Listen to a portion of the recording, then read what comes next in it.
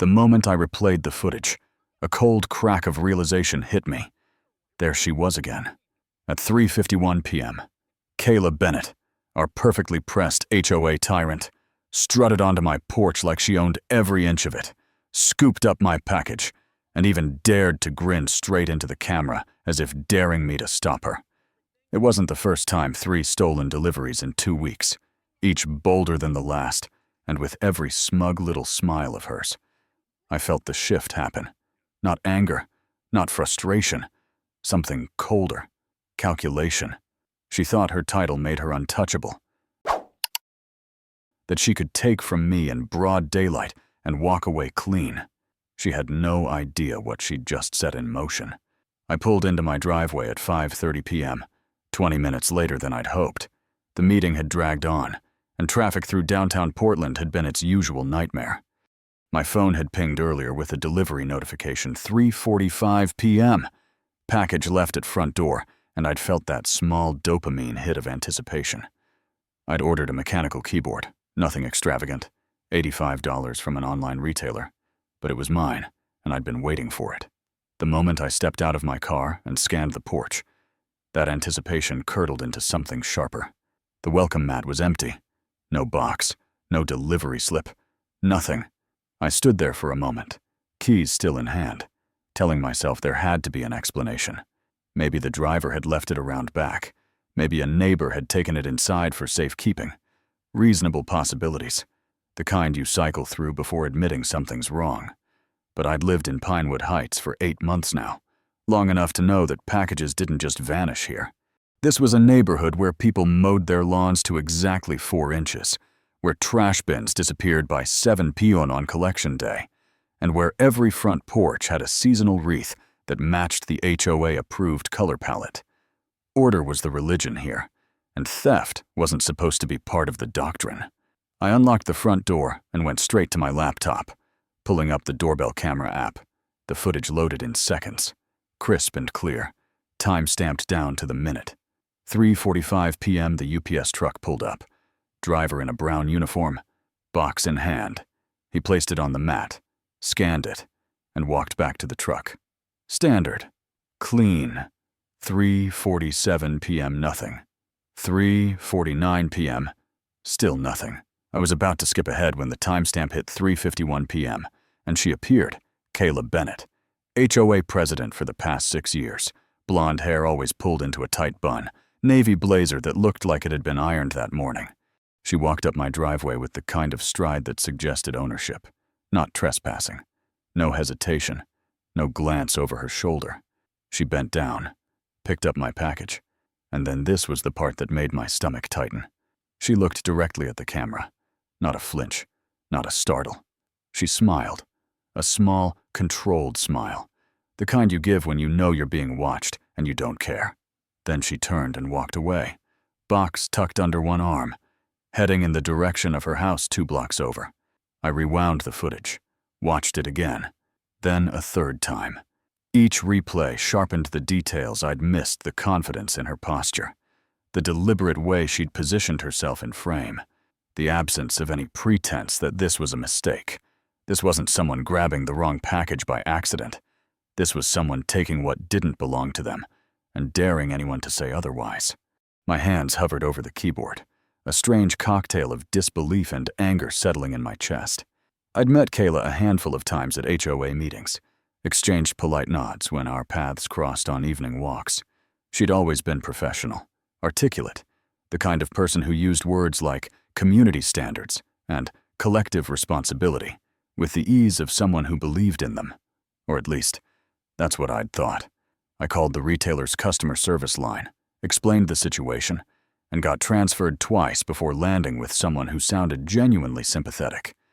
They processed a refund within 10 minutes. No questions asked, no friction. It should have felt like a resolution, but it didn't. The $85 wasn't the point anymore.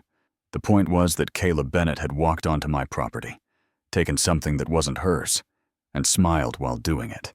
And if she'd done it to me, how many others had she done it to? I needed air. I needed to think without staring at that frozen frame of her face, that smile that now felt like a taunt. I grabbed a jacket and headed out for a walk, letting the late afternoon light and the cool October breeze clear my head. Pinewood Heights was beautiful in autumn maple trees lining every street, leaves turning gold and crimson, the kind of suburb that looked like it had been designed by someone who'd studied Norman Rockwell paintings.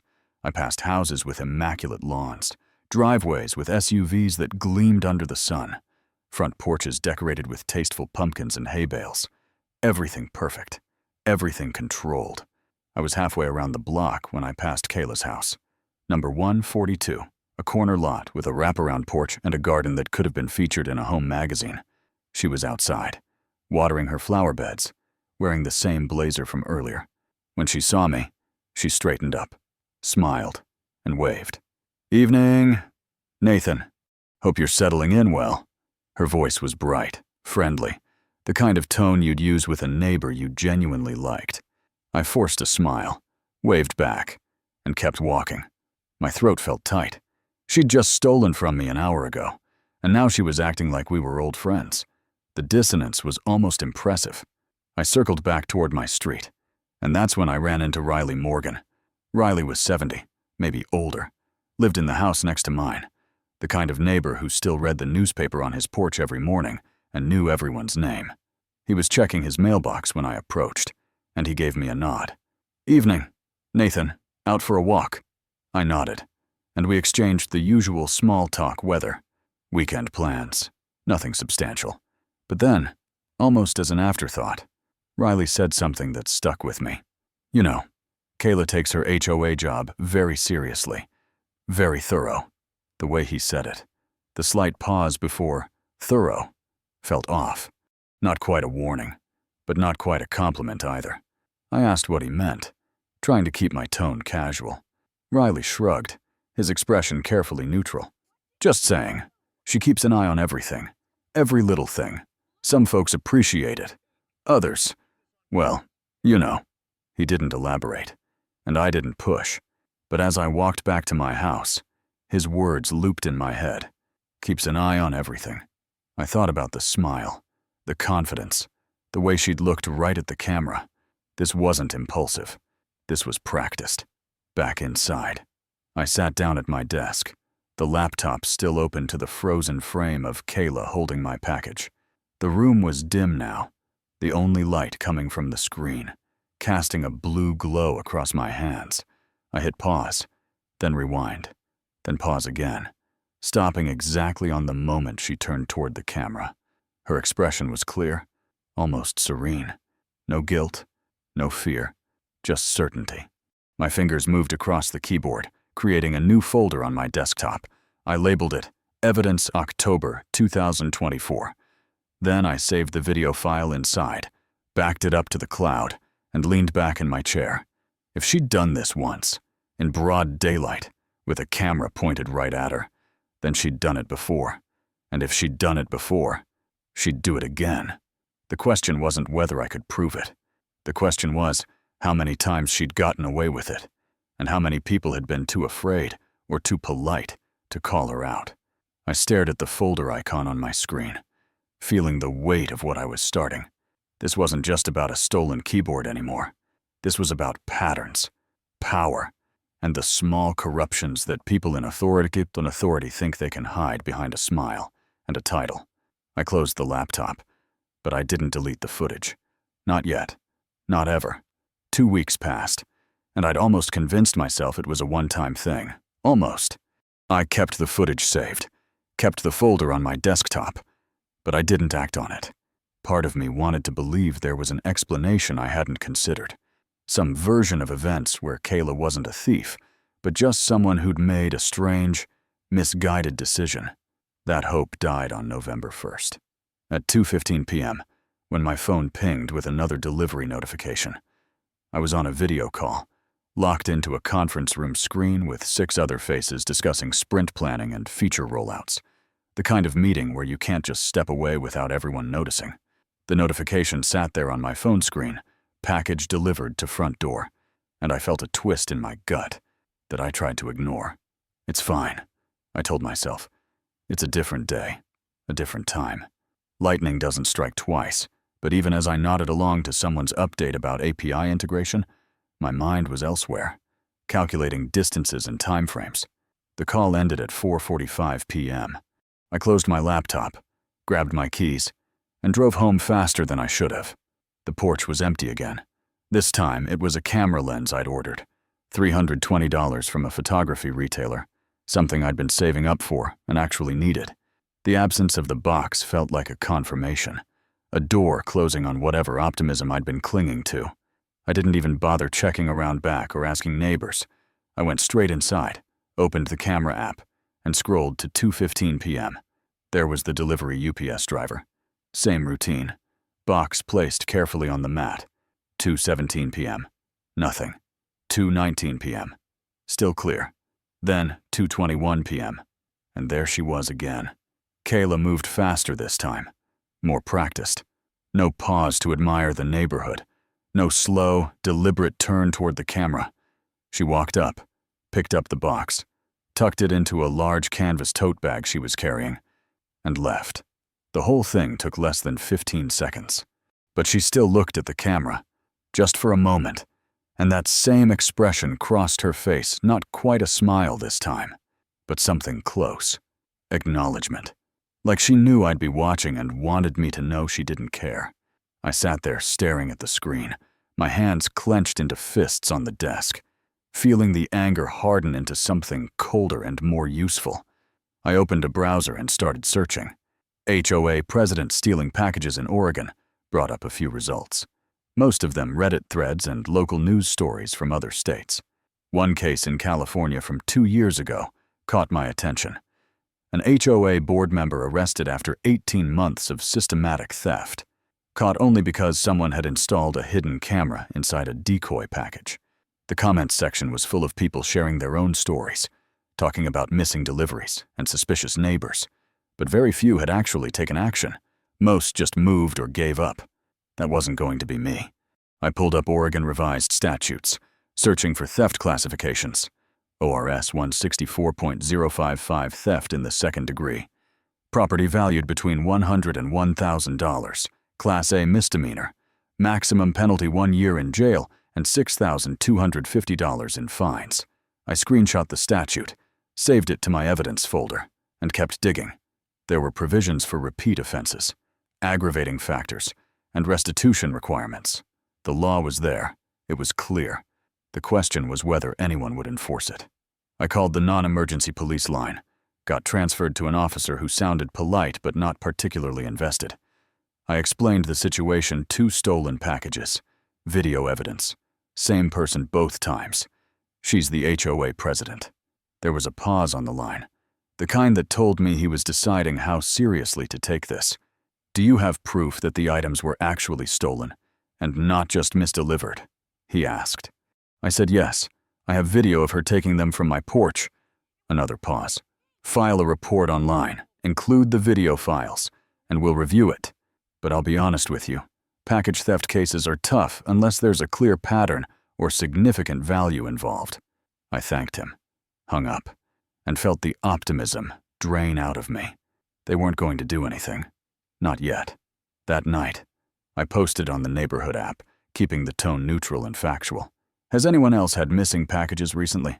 I've had 2 deliveries in the past 3 weeks that were confirmed delivered but never arrived. Trying to figure out if this is a local issue or just bad luck. I hit post and set my phone down, not expecting much. Within 2 hours, my phone was buzzing nonstop.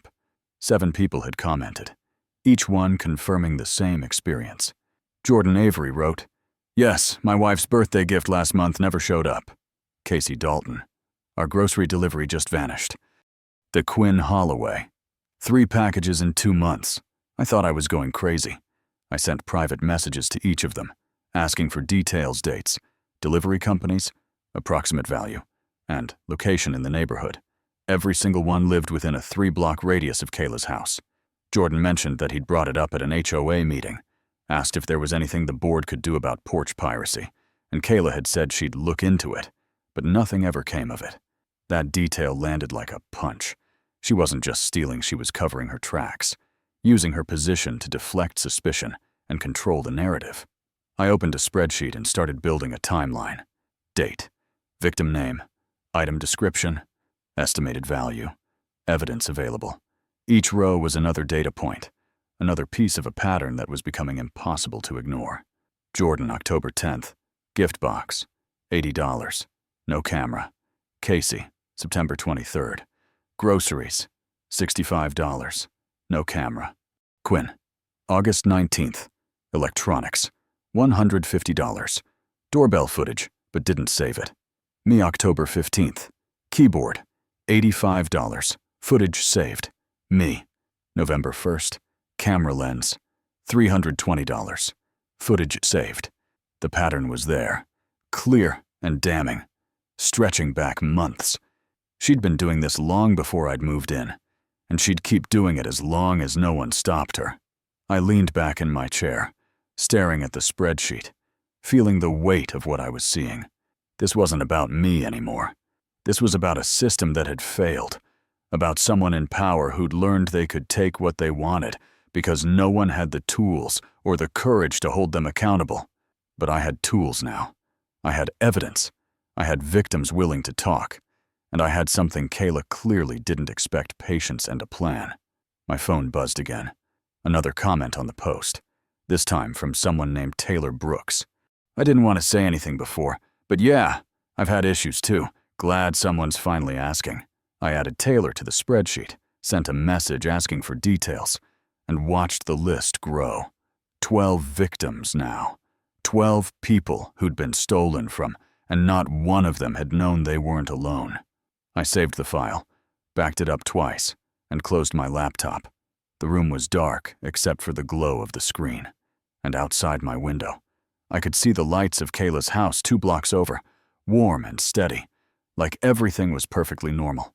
She had no idea what was coming. She thought her title was a shield, that her smile and her blazer and her position made her untouchable. She was wrong, and I was going to prove it. I decided to confront her directly, not aggressively, not publicly, just a straightforward conversation between neighbors, 2 adults who could resolve a misunderstanding without drama. That was the plan, at least. On November 4th, at 6 p.m., I walked the 2 blocks to Kayla's house, rehearsing what I'd say, keeping my tone neutral and my facts ready. Her house sat on a corner lot, pristine white siding and black shutters, a wraparound porch with hanging baskets of late-season mums, the kind of house that belonged on a postcard. I rang the doorbell and waited, hearing footsteps approach from inside. Kayla opened the door, wearing the same navy blazer she seemed to live in, her expression shifting from neutral to pleasantly surprised in half a second. "Nathan, what a surprise. Is everything all right?" Her voice was warm, concerned even, like she was genuinely worried something might be wrong. I kept my hands in my pockets, kept my voice steady. "Kayla, I need to talk to you about something. I have video footage showing you taking packages from my porch. Twice now. I'd like to understand what's going on." I watched her face carefully, looking for a crack, a flicker of guilt, anything that would confirm she knew exactly what I was talking about. She didn't flinch. Instead, she tilted her head slightly, her smile never wavering. "Oh, Nathan, I think there's been a misunderstanding. I was securing packages for residents. We've had issues with theft lately. I'm sure you've noticed the posts on the neighborhood app. I've been picking up packages that look vulnerable and holding them until residents get home. It's part of my responsibility as HOA president to protect our community." The explanation came out smooth, practiced, like she'd been ready for this conversation. I felt my jaw tighten. "I never received those packages. Kayla, and you never contacted me to let me know you'd taken them." Her expression shifted, just slightly, the warmth cooling by a degree. I must have gotten confused about which house they belonged to. You know how it is. So many deliveries these days. "I'll check my records and get back to you." Records. The word hung there between us. And I absolutely knew there were no records, no system, no good intentions. This was a script, a deflection, the kind of response someone gives when they've been caught, but aren't willing to admit it. I took a breath, tried one more time. "So you're saying you have my packages, and you'll return them?" She smiled again, that controlled, professional smile. "I'll look into it and let you know. I appreciate you bringing this to my attention." I left her porch feeling like I'd accomplished nothing except confirming what I already knew. She wasn't going to return anything. She wasn't going to admit anything. And she certainly wasn't going to stop. I walked home as the November sun dipped below the roofline of the houses, the air turning cold and sharp, and I tried to shake the frustration building in my chest. Confrontation hadn't worked. Politeness hadn't worked. The system I'd been raised to trust, talk to people, resolve conflicts like adults had just crumbled in front of me. Kayla had the script, the title, and the confidence that came with knowing nobody could touch her. 3 days later, I found the first envelope in my mailbox. Official HOA letterhead, my name and address printed in clean sans serif font. I opened it standing right there on the sidewalk, and the words hit me like a slap. Notice of violation lawn height exceeds 4 inches as per HOA bylaws. Section 3.2, current measurement 4.2 inches. Fine $50. Payment due November 10th, 2024. I stared at the letter, then looked at my lawn. It was green, neat, identical to every other lawn on the block.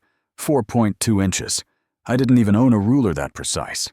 The second envelope arrived the next day. Notice of violation trash bins visible from the street after 7 p.m. on non-collection day. November 5th. Fine, $75. I'd taken the bins out at 6:45 p.m. after getting home from work, planning to bring them back in after dinner. I'd forgotten. Once. One time in 8 months. And now I owed $75. The third envelope came 2 days after that. Notice of violation holiday decoration pumpkin on porch, not pre-approved per section 5.7. Fine, $100. It was a single pumpkin. Small, decorative, the kind every house in the neighborhood had. But mine wasn't pre-approved. I sat at my kitchen table with all 3 letters spread out in front of me, doing the math. $225 in fines for violations so minor they bordered on absurd. I pulled out the HOA rulebook, a 60-page document I'd skimmed when I'd bought the house, and started reading through the sections Kayla had cited. The rules existed, technically, but they were written in that vague, bureaucratic language that could be interpreted a dozen different ways. Lawn height should not exceed 4 inches. Should, not must. Trash bins are encouraged to be stored out of sight. Encouraged, not required. Holiday decorations may require board approval may, not must. These were guidelines, suggestions, the kind of rules that gave the HOA wiggle room to enforce selectively. And Kayla was enforcing them against me with surgical precision. I called her office number, got voicemail, and left a message asking to discuss the fines. She called back within an hour, her tone perfectly pleasant. "Nathan, I understand you have questions about the violations. I want you to know that we apply these rules equally to all residents. We must maintain the standards that make Pinewood Heights such a desirable community." I asked if she'd measured anyone else's lawn recently. Pause. "We conduct regular inspections. Yes." I asked if anyone else had been fined for trash bins or pumpkins. Another pause. "I can't discuss other residents' compliance records with you. Nathan, that's confidential. But I can assure you, rules are rules. Everyone must comply."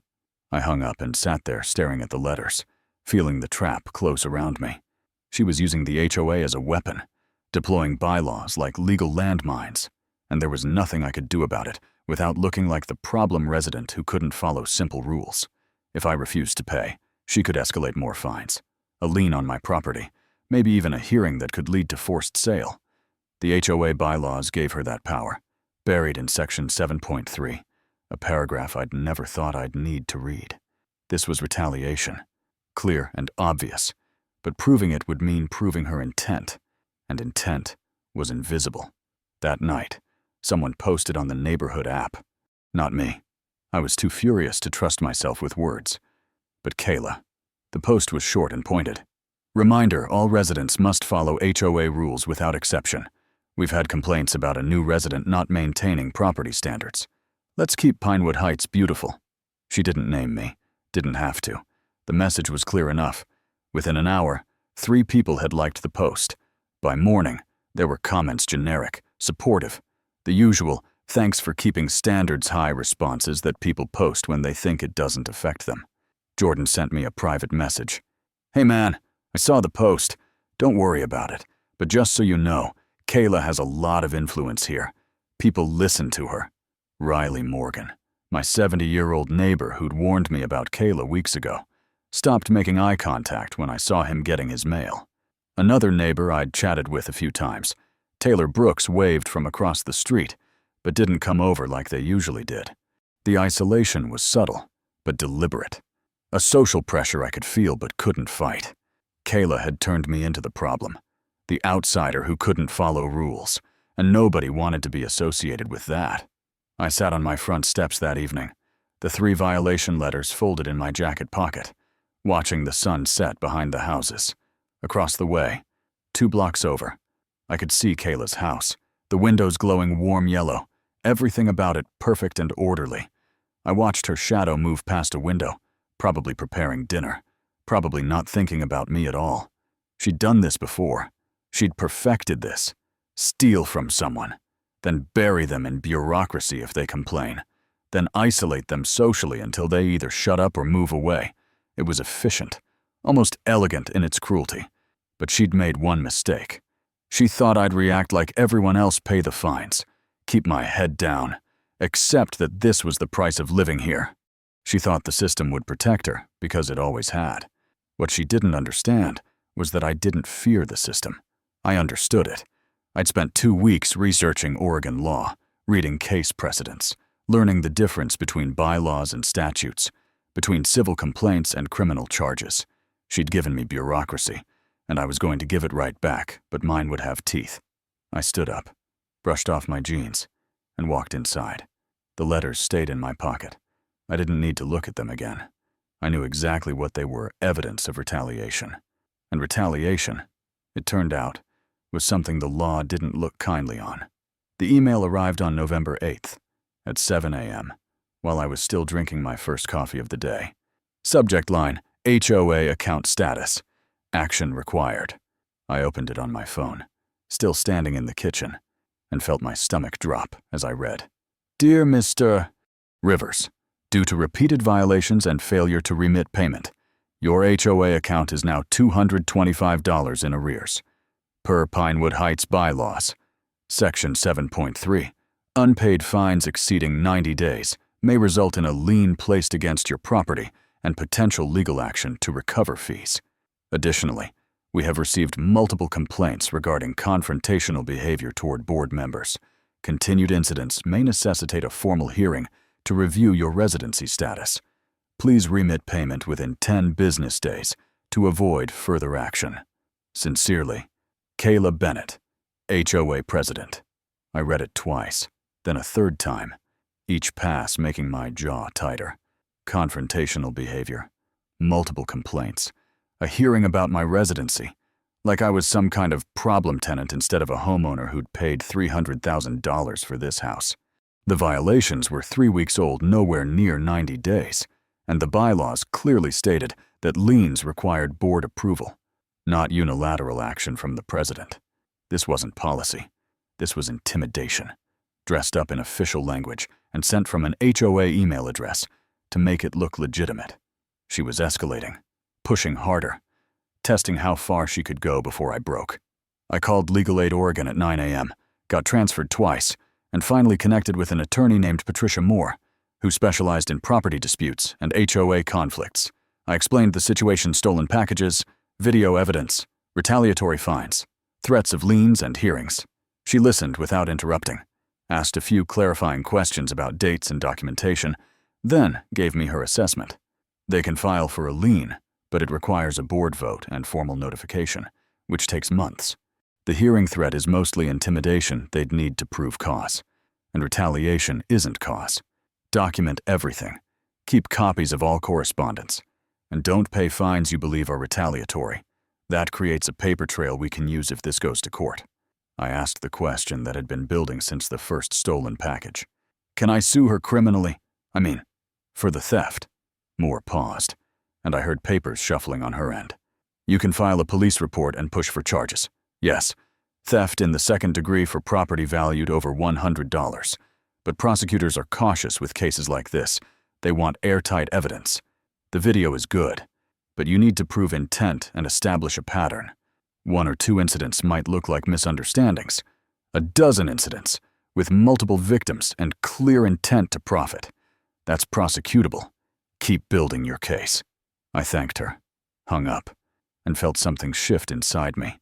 Not hope, exactly, but clarity. I knew what I needed to do. That afternoon, I met Jordan, Casey, and Quinn at a coffee shop 2 miles outside Pinewood Heights, far enough that we wouldn't run into anyone from the neighborhood. We sat in a corner booth, voices low, and I pulled up the footage on my laptop both times Kayla had taken packages from my porch. The timestamps clear, her face unmistakable.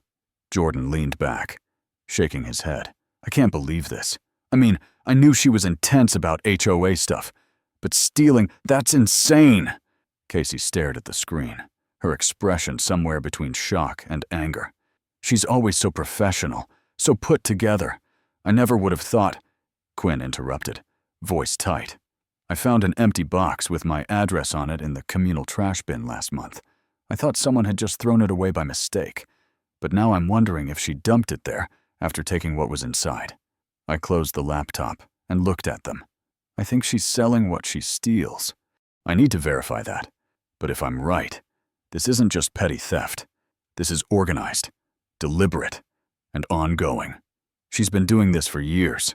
Jordan asked how I planned to prove it, and I told them I'd check online marketplaces, see if anything matched.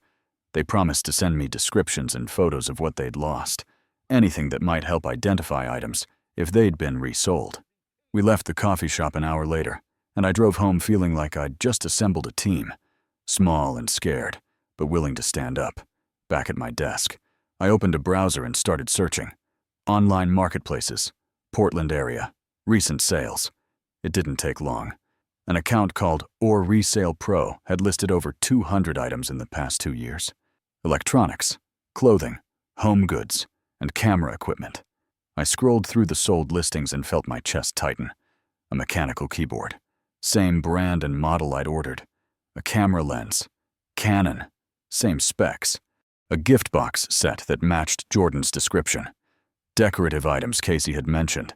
The account had joined in October 2022, had a 98.7% positive feedback rating, and all the listings used generic stock photos, nothing that would identify the seller. I screenshot everything, cross-referenced with the timeline I'd built, and sent the file to Patricia Moore with a note. Possible resale operation. Need advice on how to proceed. On November 10th, I set the trap. I ordered a cheap package from an online retailer, $10. Just a small item I didn't need, but I included something else inside before it was delivered. A GPS tracker, the kind you attach to keys or luggage, for $25 and small enough to hide in the packaging. I printed a fake shipping label with my address, sealed the box to look like it had come from a delivery service, and placed it on my porch at 3:30 p.m. Then I went inside, opened the tracking app on my phone, and waited. 3:42 p.m. My doorbell camera pinged. Kayla appeared on screen, moving quickly, more confident than ever. She picked up the box, glanced at the label, tucked it under her arm, and walked away. No hesitation, no looking over her shoulder. The whole thing took 12 seconds. I watched the GPS tracker on my phone, the little red dot moving down the street, turning the corner, heading straight toward 142 Maplewood Drive. It stopped in her driveway. Then it moved again, into what I assumed was her garage, and went still. At 6 p.m., I walked past her house, casual, hands in my pockets, just another neighbor out for an evening stroll. The garage door was open about a foot, enough to see inside. Light spilled out onto the driveway, and I could see her silhouette moving around, bending over something on a workbench. I slowed my pace, pulled out my phone, pretended to check a message, and zoomed the camera in. The image was grainy, taken from across the street through a narrow gap, but it was enough. Kayla, standing in her garage, holding a box with my address printed on the label. Click. I saved the photo, put my phone away, and kept walking. My hands were shaking, not from fear, but from the sheer weight of what I'd just captured.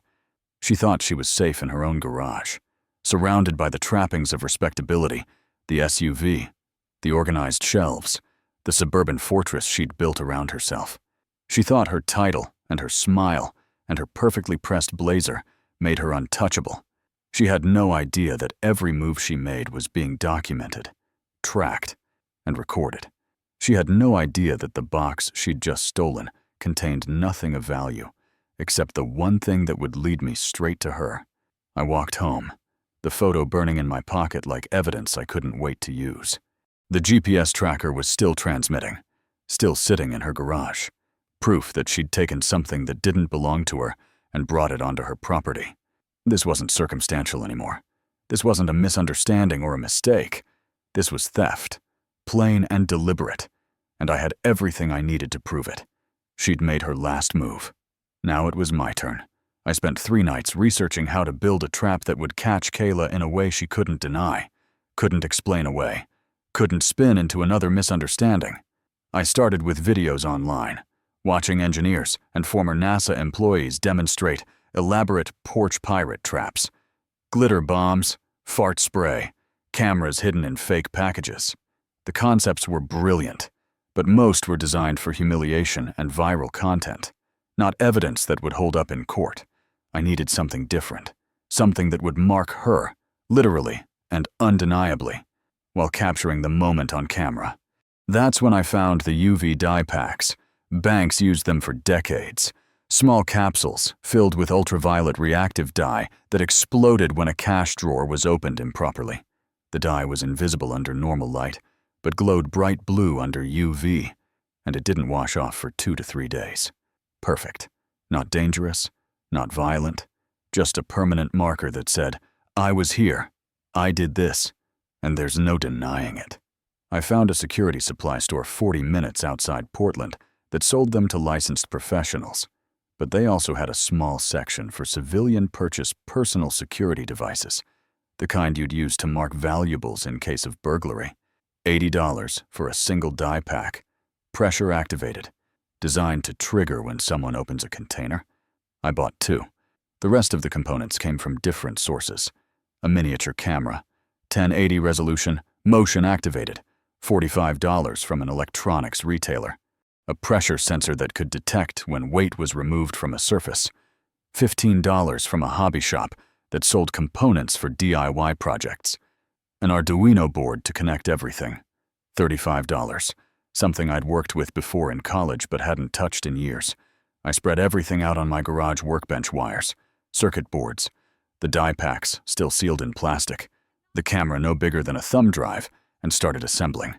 The first night, I just mapped out the connections, making sure I understood how each piece would talk to the others. The pressure sensor would sit at the bottom of a fake package, detecting when the box was lifted. That signal would arm the camera, which would start recording the moment the box was opened. Opening the box would trigger the dye pack, which would spray upward, coating whoever opened it in UV reactive dye. Simple in theory, but the execution required precision. One wrong connection, and the whole thing would fail.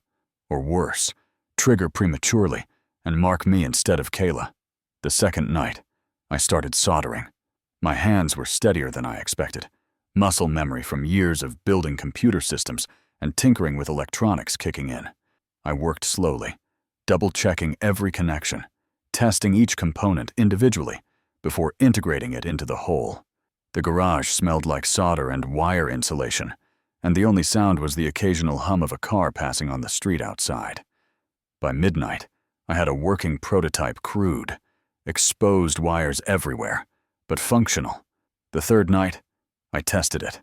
I placed the assembled device inside a shipping box, padded it with foam to make it look legitimate, sealed it with packing tape, and printed a fake label with my address. Then I set it on the garage floor, stepped back, and lifted it. The pressure sensor disarmed. I opened the box carefully, just a crack, and immediately the dye pack hissed and sprayed a fine mist of blue liquid upward. I jerked back, but not fast enough. A few drops caught my left hand, staining my thumb and index finger a bright, unmistakable blue. Under the garage light, it looked faint, almost like ink, But when I turned off the lights and switched on a UV flashlight I'd bought for this exact purpose, my hand lit up like a beacon.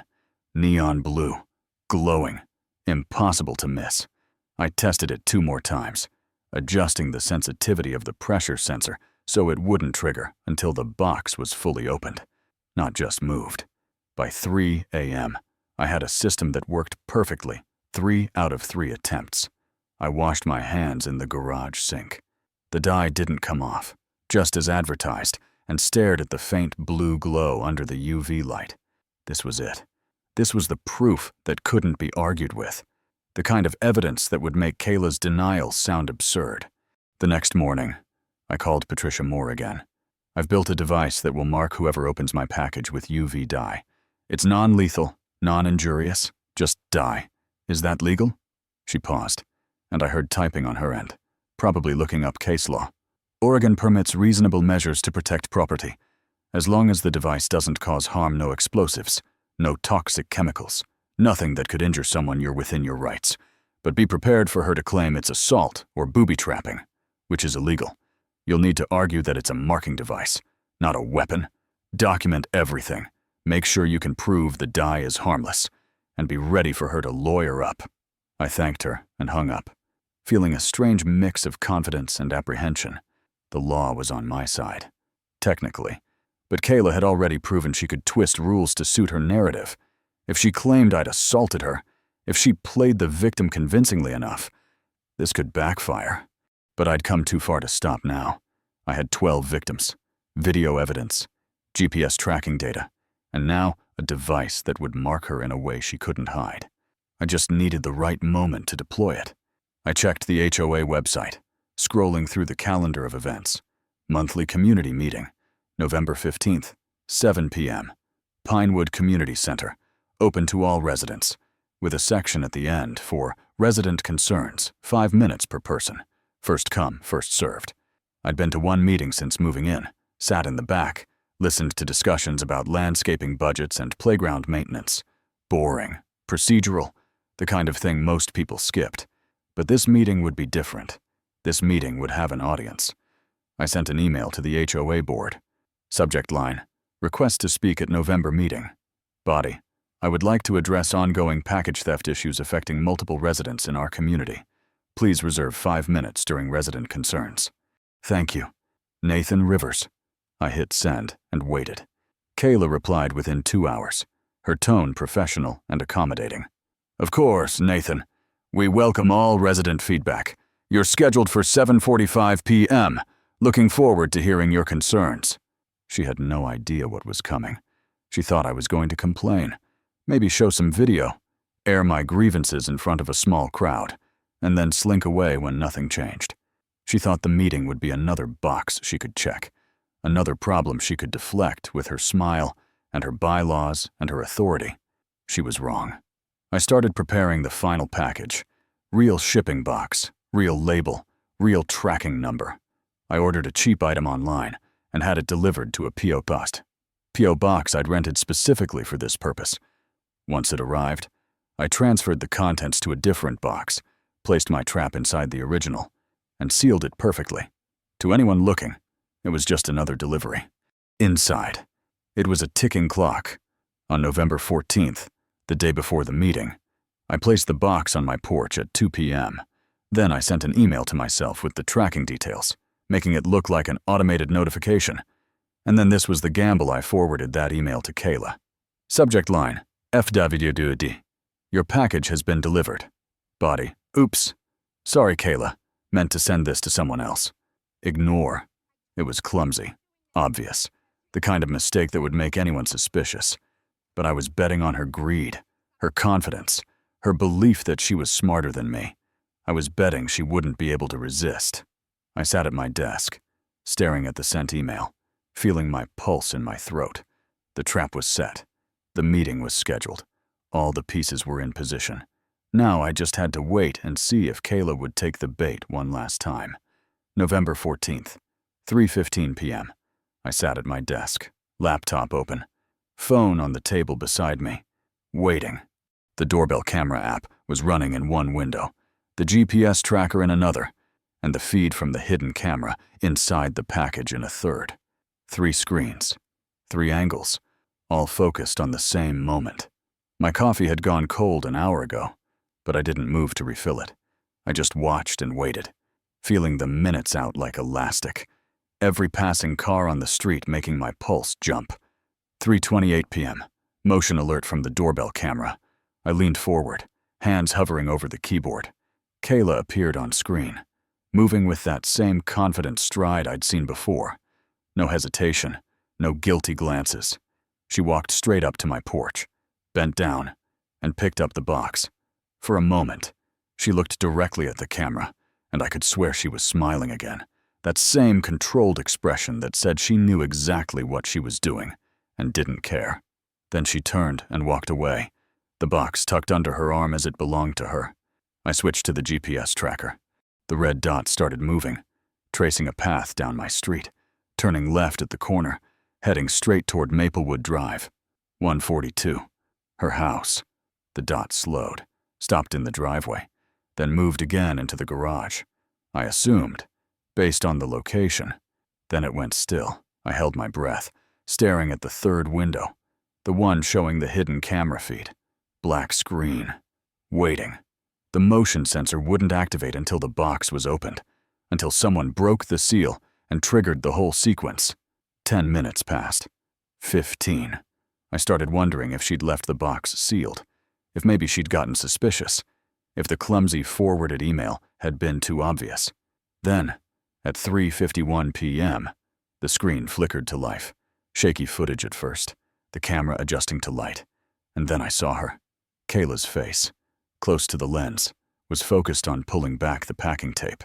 Her expression was neutral, almost bored, like this was routine.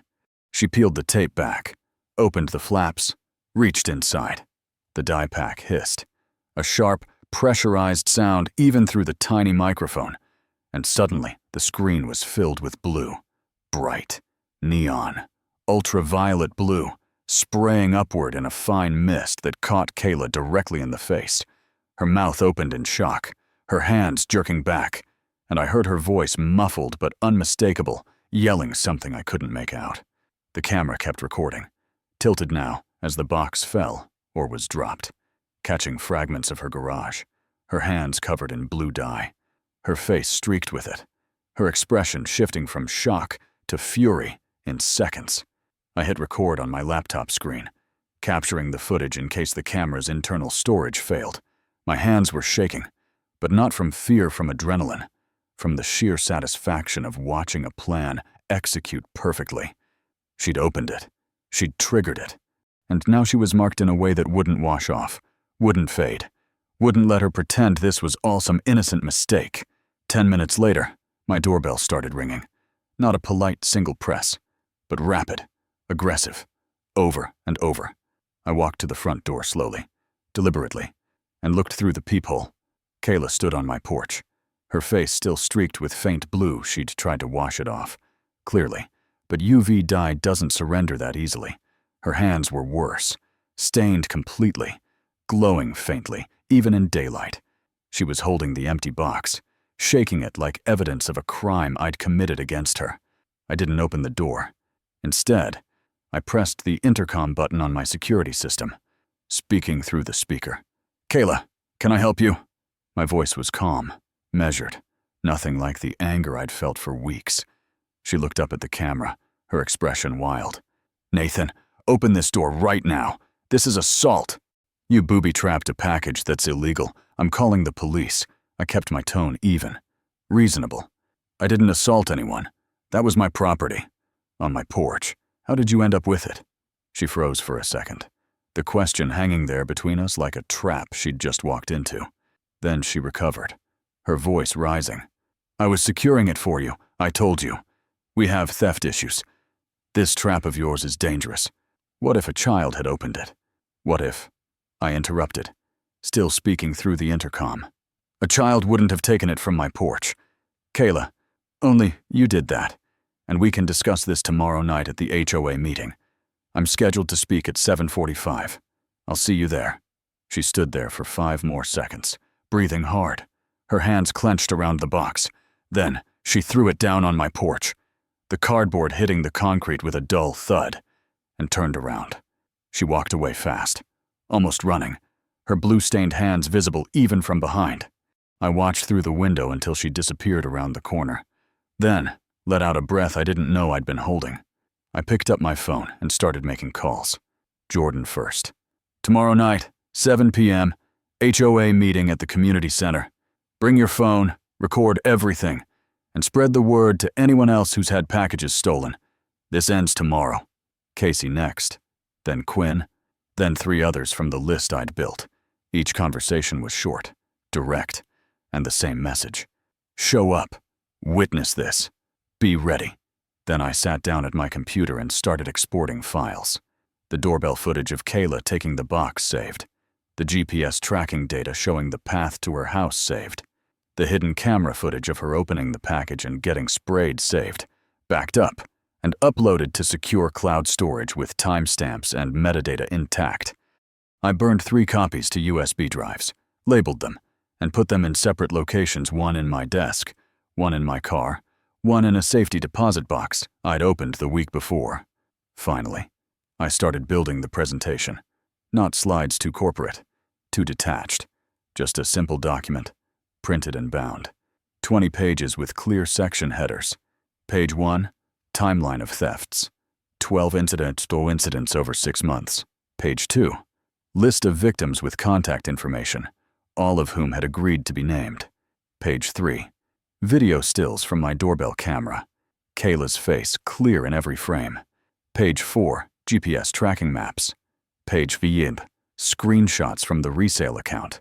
Pages 6 through 8, Oregon revised statutes, the relevant theft laws, highlighted and annotated.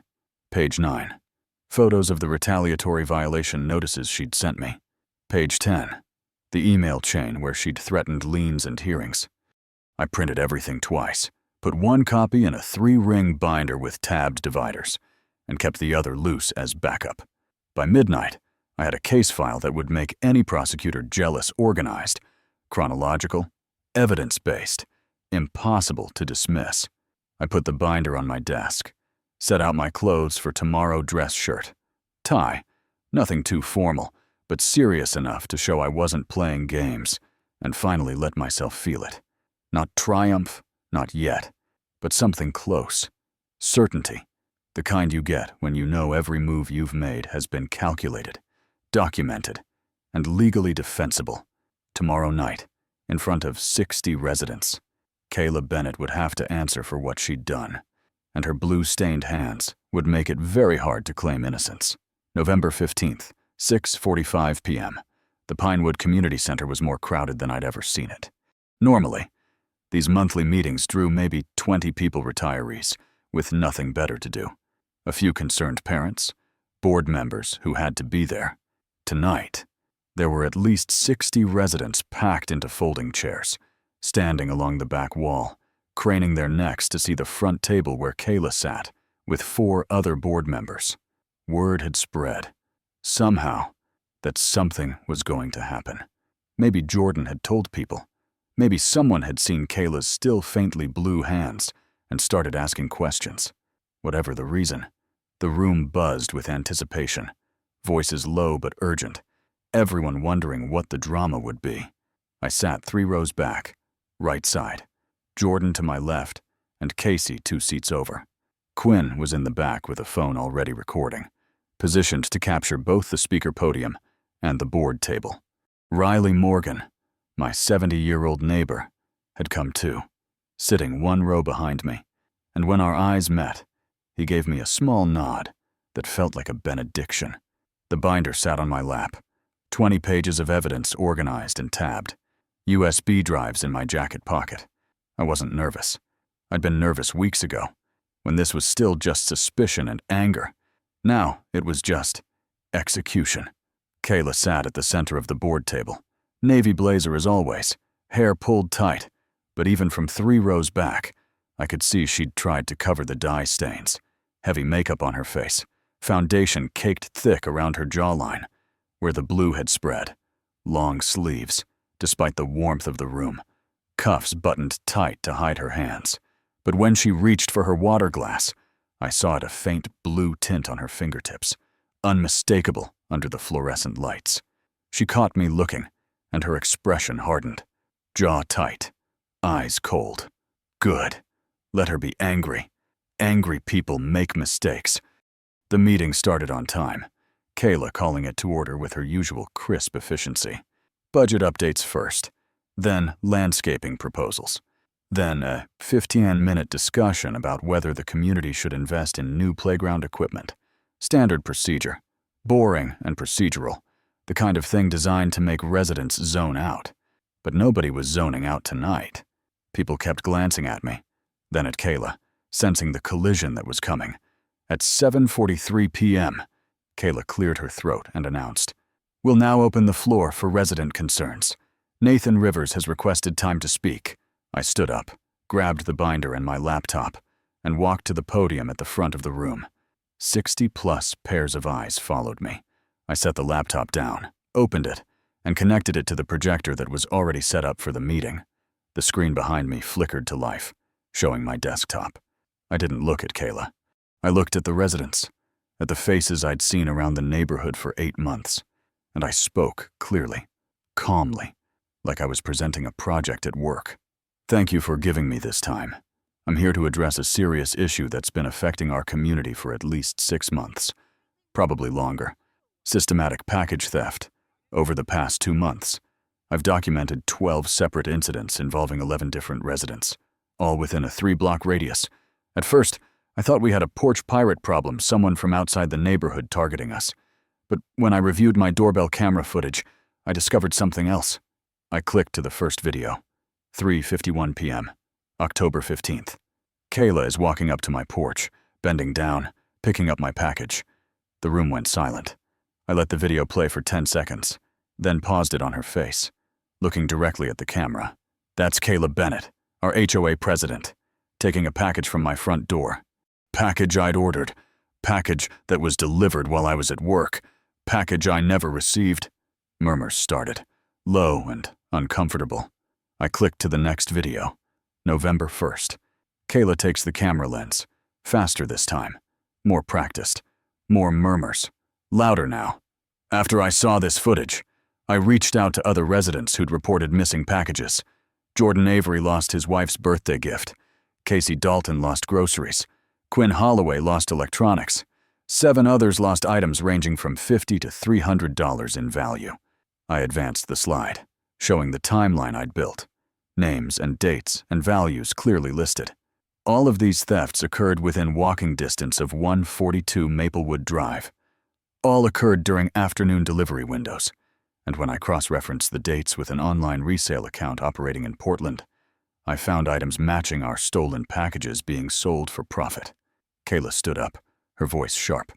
"This is defamation, Nathan. You're accusing me based on circumstantial." I cut her off, not rudely, just firmly. "I'm accusing you based on video evidence, GPS tracking data, and eyewitness testimony. Let me show you something else." I played the final video, the one from inside the trap package. The footage was shaky but clear. Kayla's face, her hands opening the box, the die pack exploding, her shocked reaction. The room erupted. Not quite gasps, but sharp intakes of breath, chairs creaking as people leaned forward, phones coming out to record what was on the screen. Yesterday at 3:51 p.m., Kayla took another package from my porch. That package contained a UV dye marker, the kind banks use to tag stolen money. It's non-toxic, non-harmful, but it doesn't wash off for several days. And as you can see, I gestured toward Kayla, who was still standing at the board table, her face flushed, her hands now visible as she'd stopped trying to hide them. Under the harsh lights, the blue stains were obvious, undeniable, glowing faintly on her fingertips and along her jawline, where makeup had started to wear off. Jordan stood up from his seat. "Kayla took my wife's gift. I told you about it at a meeting, and you said you'd look into it. You told me you'd help, but you were the one who stole it." Casey stood next. "Our groceries. We thought the delivery driver messed up. It was you." Quinn, from the back. "I found my empty box in the trash. You threw it away like it was garbage." One by one, people I'd interviewed, people I'd added to the spreadsheet, stood up and named what they'd lost. The room wasn't just uncomfortable now, it was hostile. The energy shifting from confusion to anger. Kayla's voice cracked when she finally spoke. "You don't understand. I was going to this. Isn't what it looks like." But she couldn't finish the sentence because there was no ending that made sense. Mr. Holloway, one of the other board members, stood up and looked at her with an expression I couldn't quite read. Disappointment, maybe, or betrayal. "Kayla, is this true? Did you take these packages?" She opened her mouth, closed it, opened it again. "I made mistakes. I was trying to help. That trap was illegal. He assaulted me. I didn't raise my voice. I didn't need to. The trap was on my property, protecting my belongings. Oregon law allows reasonable measures to prevent theft. You, however, committed theft in the second degree under ORS 164.055, a Class A misdemeanor. I've filed a police report with the county sheriff. They're reviewing the evidence now." The room exploded into overlapping voices, people shouting questions, demanding answers, some calling for Kayla to resign immediately. Mr. Holloway banged a gavel when had someone grabbed a gavel and called for order. But it took a full minute for the noise to die down. When it finally did, Holloway looked at Kayla and said the words that made it real. "Effective immediately. You're suspended from the HOA board pending a full investigation. We'll schedule an emergency meeting to discuss next steps. Please leave the premises." Kayla stared at him, then at me, then at the 60-plus residents who were all watching her with expressions ranging from anger to pity to schadenfreude. She gathered her papers with shaking hands, shoved them into a bag, and walked toward the exit. Nobody moved to help her. Nobody said anything. They just watched as she passed, her blue-stained hands clutching the bag, her face a mask of humiliation and fury. When the door closed behind her, the room erupted again, this time in conversation, people comparing notes, sharing their own stories, thanking me for speaking up. Riley Morgan squeezed my shoulder as he walked past. Jordan pulled me into a brief, awkward hug. Casey just said, "Thank you," her voice thick. I packed up my laptop, tucked the binder under my arm, and walked out into the cool November night feeling something I hadn't felt in weeks. Not victory, exactly. Just the absence of weight, like I'd been carrying something heavy and finally set it down. But as I got into my car and started the engine, I thought about what I'd said to Kayla before she left. This isn't over. The trial hasn't even started yet. Because public humiliation was satisfying. Sure, but it wasn't justice. Justice was what came next, when the law finally caught up with her and made her answer for every package, every lie, every person she'd stolen from while hiding behind a title and a smile. 3 days after the meeting, Detective Sarah Williams from the Multnomah County Sheriff's Office called me. Her voice was professional, but not cold. The kind of tone that told me she'd actually reviewed the evidence instead of just filing it away. "Mr. Rivers, we've gone through everything you submitted, the videos, the GPS data, the witness statements. We're issuing a warrant for Kayla Bennett's arrest. You should know, this is one of the most thoroughly documented cases I've seen in a while. Made our job a lot easier." I thanked her, hung up, and felt something settle in my chest that had been unmoored for weeks. The system was working. Finally. Slowly, but working. November 20th. Early morning. Kayla was arrested at her home. I wasn't there to see it, learned about it later from Jordan, who'd been walking his dog and watched 2 sheriff's deputies escort her to a patrol car. She'd been wearing sweatpants and an oversized sweater. No blazer, no polished exterior. Just a woman caught and cornered. The charges were laid out clearly in the police report that became public record 2 days later. 8 counts of theft in the second degree under ORS 164.055, 3 counts of fraudulent use of a credit card, and 1 count of computer crime. Bail set at $10,000, which she posted within hours. The local news picked it up the next day. KGW Portland ran a segment, "HOA president arrested for package theft, caught by residents' trap," complete with blurred doorbell footage and an interview with me, where they kept my face off camera. I'd agreed to talk because I wanted people to understand this wasn't about revenge. "I just wanted my packages," I told the reporter, But when I realized this was bigger than me, that she'd been doing this to a dozen other people, I knew I had to act. Nobody should be able to abuse their position like that. The HOA moved fast. Holloway was elected interim president at an emergency board meeting, and within a week, he'd announced reforms. Package lockers would be installed at 3 locations throughout Pinewood Heights, free for all residents, accessible with individual PIN codes. Every fine or violation notice would now require a vote from at least 3 board members, not just the president's unilateral decision. Financial audits would happen annually, open to resident review. It wasn't perfect, but it was a start, a recognition that the system had failed and needed fixing. Jordan, Casey, Quinn, and 4 others organized a neighborhood gathering, not quite a celebration, more like a collective exhale. 20 people showed up at Casey's backyard on a Saturday afternoon. Burgers on the grill, kids running around, the kind of casual suburban scene that should have been normal all along, but had been poisoned by mistrust. Riley Morgan pulled me aside at one point, his hand on my shoulder, voice quiet. "You did what I should have done years ago, what a lot of us should have done. Thank you." I didn't know what to say to that, so I just nodded, and we stood there watching the smoke rise from the grill while the November sun angled low through the trees. December 10th, Kayla appeared in court for her arraignment. I wasn't required to be there, but I went anyway. Sitting in the back of the courtroom with Jordan and Casey, Kayla's lawyer had negotiated a plea deal. She'd plead guilty to 5 counts of theft in the 2nd degree, and the prosecution would drop the remaining charges. The judge accepted it, and sentencing was scheduled for 2 weeks later. When Kayla stood to acknowledge the plea, her voice was barely audible. None of the confidence or authority she'd carried for 6 years as HOA president. Just a woman admitting she'd stolen from her neighbors and lied about it. Sentencing came on December 23rd, 2 days before Christmas.